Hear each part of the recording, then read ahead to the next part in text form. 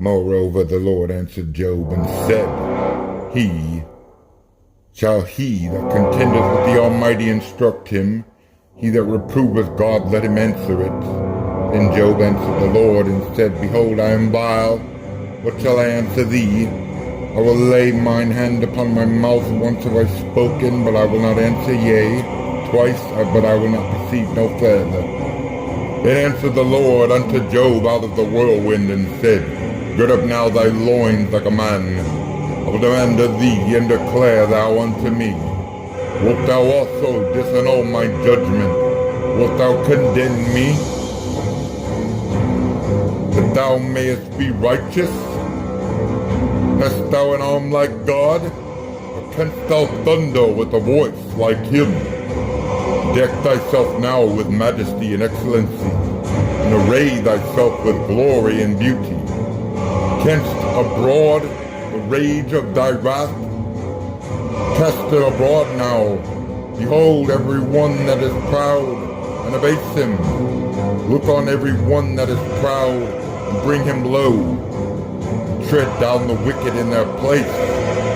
Hide them in the dust together, and bind their faces in secret. Then will I also confess unto thee that thine own right hand can save thee. Behold now Behemoth, which I made with thee. He eateth grass as an ox. Lo now his strength is in his loins, and his force is in the navel of his belly.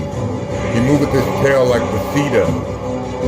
The sinews of his stones are wrapped together. His bones are as strong places of brass. His bones are like bars of iron. He is the chief of the ways of God. He that made him can make his sword to approach unto him. Surely the mountains bring him forth food, where all the beasts of the field play.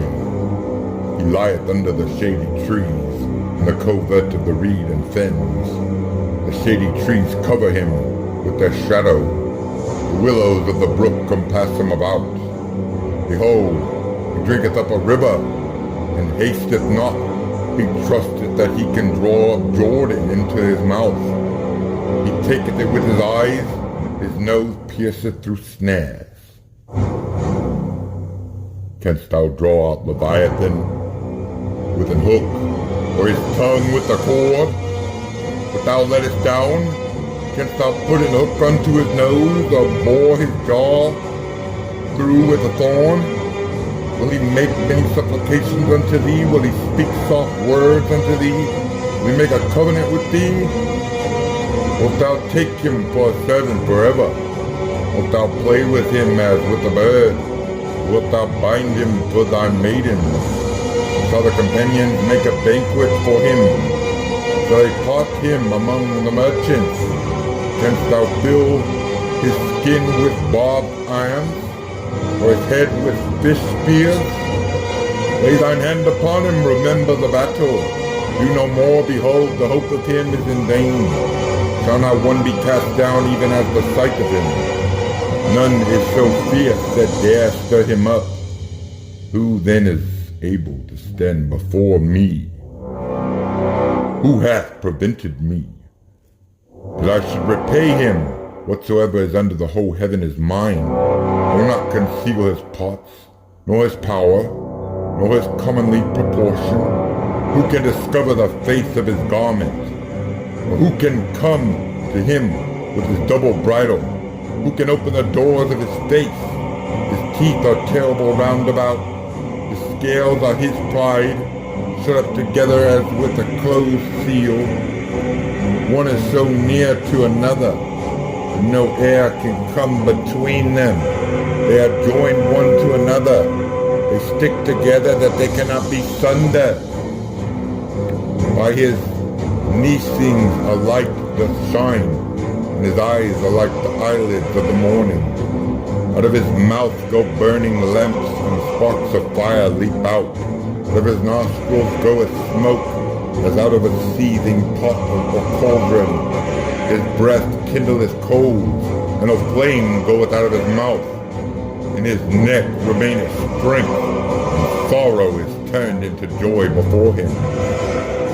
The flakes of his flesh are joined together. They are firm in themselves. They cannot be moved. His heart is as firm as a stone, yea, as hard as a piece of a nether millstone. When he raises up himself, the mighty are afraid. By reason of breakings they purify themselves. The sword of him that layeth at him cannot hold. The spear, the dart, nor the habergeon.